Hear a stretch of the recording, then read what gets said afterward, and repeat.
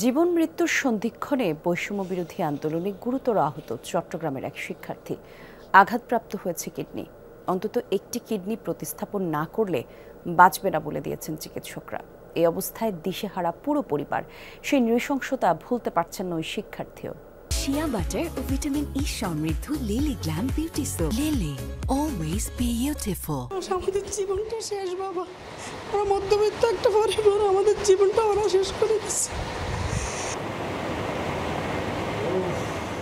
২২ বছর বয়সী সন্তান কাউসার মাহমুদের করুণ অবস্থা দেখে অশ্রুসিক্ত মা বাবা। ৪ আগস্ট চট্টগ্রামের নিউ মার্কেট মোড়ে কোটা সংস্কার আন্দোলন করছিলেন কাউসার। পুলিশের টিয়ারশেলের কারণে চোখে কিছু না দেখে সরতে পারেননি। ফলে বেধড়ক পিটুনিতে জীবন মৃত্যুর সন্ধিক্ষণে চলে যান এই শিক্ষার্থী। পুলিশে বাড়ি মারার পর আমি রাতে ঘরে শুয়ে গেছি আর আব্বা আম্মুকে বলি নেই, কাউকে বলি নেই আর কি। তো পরে ব্যথা উঠছে, জ্বর ওঠার পর আমার কিছু উঠছিল। বেসরকারি ইসলামী ব্যাংক হাসপাতালে 2 সপ্তাহ লাইফ সাপোর্টে ও 4 দিন আইসিইউতে ছিলেন বিজেসি ট্রাস্ট ইউনিভার্সিটির বিবিএ চতুর্থ সেমিস্টারের শিক্ষার্থী কাউসার। আগে থেকেই ছিল কিডনির সমস্যা। গুরুতর জখমে এখন 2টো কিডনিই নষ্ট।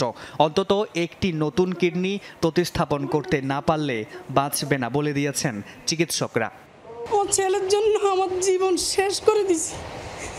আমি সারাটা রাত্র ওকে নিয়ে এখানে বসে থাকি। লাইফ সাপোর্টে যখন ছিল তখন তো 24 ঘন্টা আল্লাহ শেষ যাতে শুধু পড়েছিলাম যে আল্লাহ আমার ছেলেটাকে ফিরাই দে, আল্লাহ আমার ছেলেটাকে আবার ফিরাই দিয়ে আমাদের কাছে। কাউসাররা 3 ভাই 1 বোন।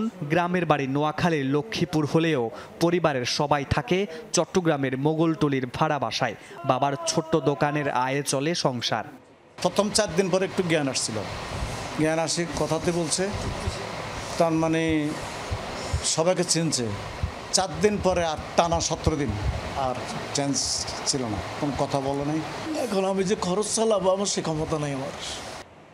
মামুন রশিদ অভি, যমুনা নিউজ, চট্টগ্রাম।